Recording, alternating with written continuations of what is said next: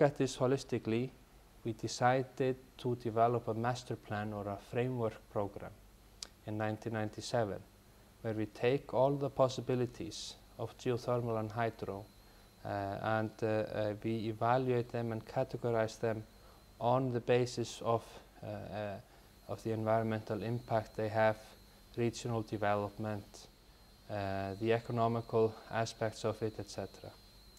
And then we prioritize those projects.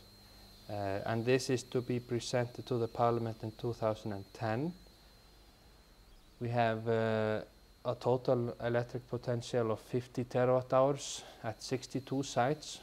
30 terawatt hours are from geothermal and about 20 from hydro. And here you can see, yes? I would guess that it's not terribly pressing given the vast capacity that you've identified geothermally and hydrally, but it seems like Iceland would also have a lot of wind energy potential. Have you looked at that at all, or it's just not a priority? We did look at that. There was a study, but a very minor study. Yes, you have a lot of wind, but you have fluctuating winds, and then you have maybe a lot of wind. So it is a bit hard to design wind blades to be able to cope with a lot of wind and then maybe no wind, then wind from a completely different direction, etc. So you have some extreme conditions here that makes it a bit hard. But the biggest issue is that wind turbines are much more expensive than the energy projects that we're looking at here. So you're looking at a completely different scale. So why on earth should you look at it? You know, that's a major issue. But they have been looking at it though, especially for instance, hydropower. You can actually you can actually pump up the water back to the lagoon to use it as peak load. So that they did look at that, and it did look like a possibility, but it is still much more expensive. And you will see that when you see the prices, which are very low. But here you can see the possibilities or the projects that we are looking at. But we have a lot of debate about this, and this is highly political, as you can expect. But in terms of geothermal, the projects that we foresee for the next 10 years or so are about 400 megawatts in the north and about 400 megawatts in the south. The project up north was intended for an aluminum smelter from Alcoa, but then we were looking at as well another smelter here at Helguvík. But this is all a bit undecided at the moment, and we are looking at other possibilities of selling the electricity as well. Yes, which you can maybe see here. Here you can see a forecast for the 21st century. We are about here. This is made 6 years ago, but you can actually see how accurate it is though. We are here in 2008.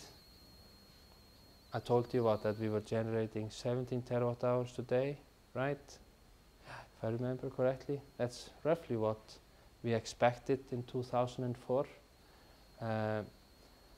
So here you're looking at further installments in the power-intensive industry, but looking ahead, people have been thinking about a submarine cable to Europe. There is really no economical reason for not doing that. It is, a technical reason not doing that. We have so-called high voltage direct current cables that you can install.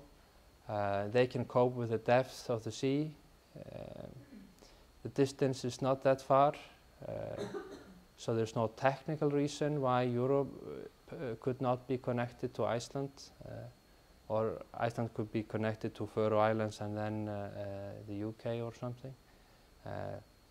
It's more of a political issue rather than a technical issue, and possibly an economical issue as well. But there was an economical study done, or a pre-feasibility study done, to connect it to Faroe Islands, and it showed that it is possible with reasonable revenue for the developer. But the problem is that, okay, we could do that, but what happens? If you connect our market, our electricity market, to a market with much higher prices of electricity, it's obvious that the prices in Iceland would then increase to the public. And you're selling the electricity straight from the power plant or exporting it straight from the power plant. And then what benefit has the economy of Iceland of doing that? Just the generation of electricity, which is quite limited. And for instance, in terms of jobs, you have maybe 10, 20 people living, working at one power plant. So you almost get no value for the economy except for the developer. Yes? So how, I see that argument, how is that any different than the current situation where 70% of the power is sold to industry? Yeah, because then you have the industry in the country. You have the buyer of the electricity in the country. And you have a number of people working for the aluminum smelters or whatever it is. There are many other possibilities as well. You could be looking at data centers, for instance, and in terms of exporting it through an optical cable instead of a high voltage cable. An optical cable is much cheaper than a high voltage cable. So it is possible for you to install an optical cable to export it to the States or to Europe through data centers in Iceland. And then you have, then you have some establishment in the country, etc. So it's added revenue for the society. But it's always a question of who you're looking at. From a developer point of view, this could be highly feasible to connect it to mainland Europe, because the electricity prices will most certainly increase dramatically. Okay. Yes. Who decides the electricity price? It's an open market, yes, or a competing market. Can you tell us the size of this area under the submarine cable? I'm thinking in terms of how many people or how large a city Yes. would be able to use this energy? Yes. Or which proportion of the European market are you talking about? Well, I think, yes, that's a very good question. We might, when you come here, we might sound like we are like the energy capital of the world. Okay, we're looking at 50 terawatt hours. Okay, I think, if I remember correctly, this could power up Paris and the outside Paris, the neighboring towns around Paris. That's all. Then we're done. Then we have harnessed everything. So it's not a lot. But still, I believe the generation in Denmark is about 40 terawatt hours. So, you know, it depends on what you're looking at, yes. You said you had an open market. Yes. Prices are set in the market. Yes. So does that mean that It's competing market, yes. there's independent power generating stations? Yes. Is that how it's set up and it's not controlled? They are competing, yes. And so they set prices based on Yes. supply and demand and all that kind of stuff. So That's what right. we're